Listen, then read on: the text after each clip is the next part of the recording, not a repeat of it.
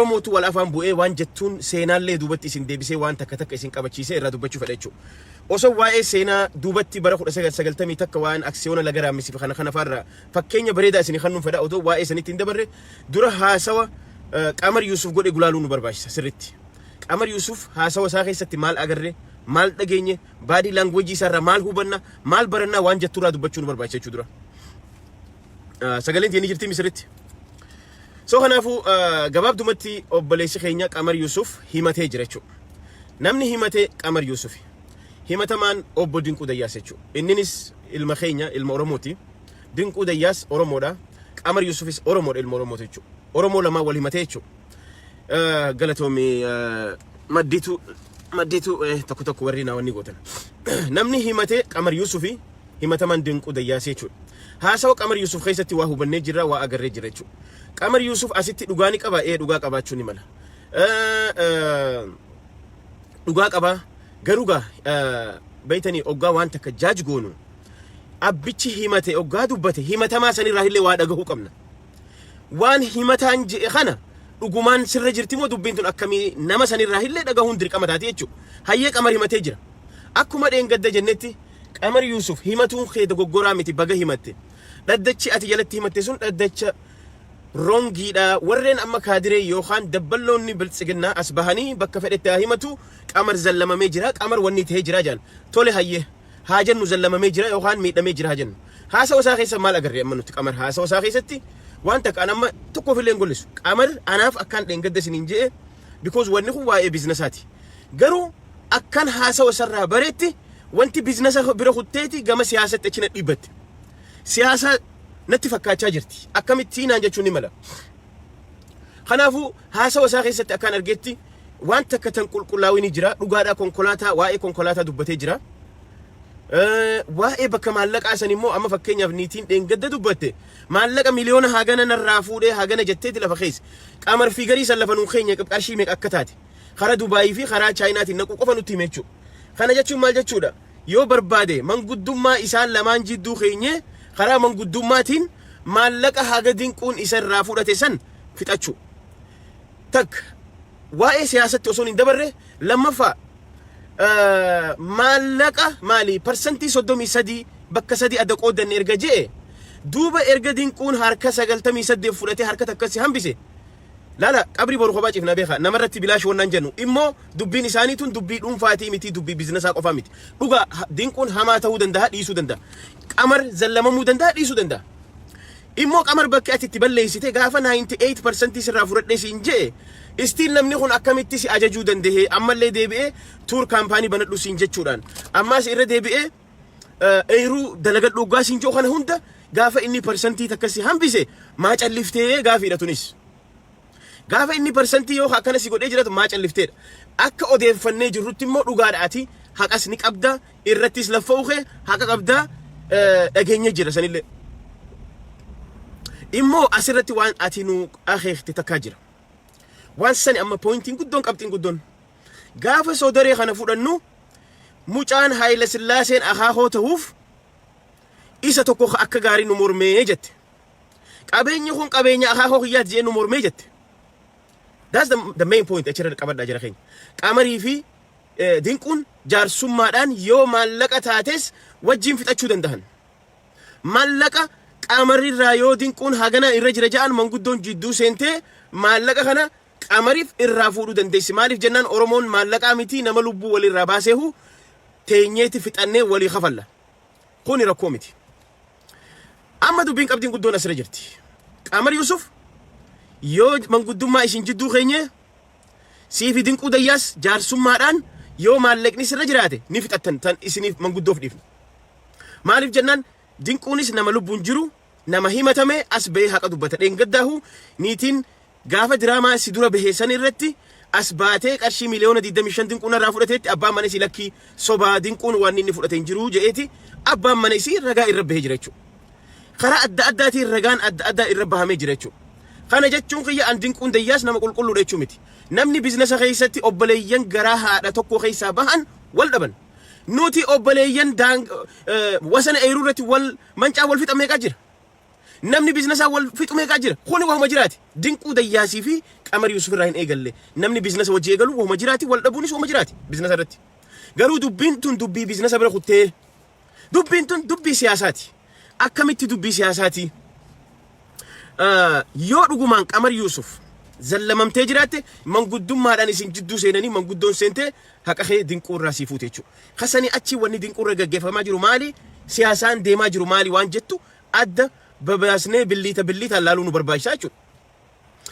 Dubbii qamar haasawa inni kalee dubbate san keessatti namni gaafa sodaree fudhannu namni akka irra guddaadhaan nu mormee nu dura dhaabbate ilma akaakoon isaa Haayila Sillaaseenii nun jedhe.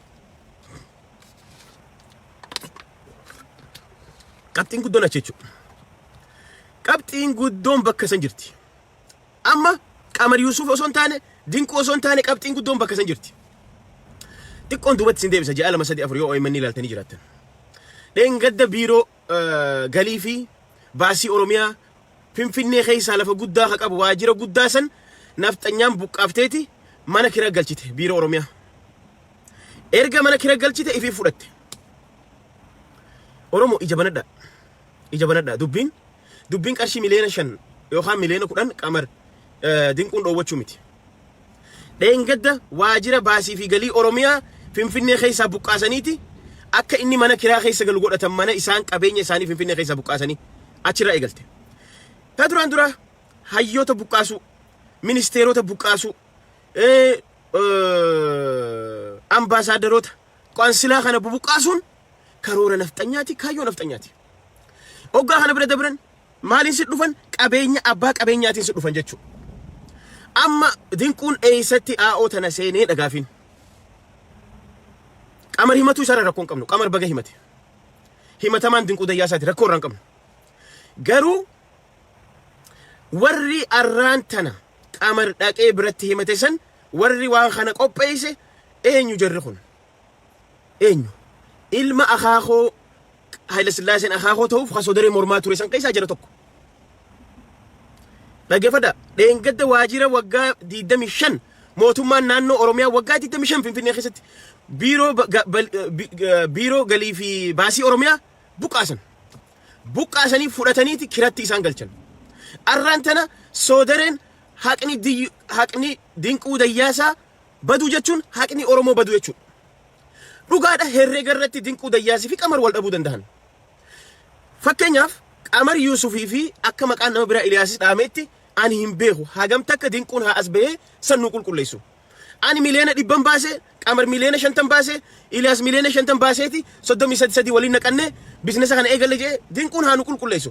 Lakkii ani namoonni kun waan diyaaspooraa ta'aniif namoonni maqaa diyaasporaatiin waan hayyamni kennamuuf maqaa isaaniitiin naqadheetiin ani immoo maallaqa irra guddaa baasee yoo kaja'us dinquun dhufee haa nu qulqulleessu. Yeroo hedduu geemni akkanaallee inni taphatamaa kana jala muraa beekadha jira keenya.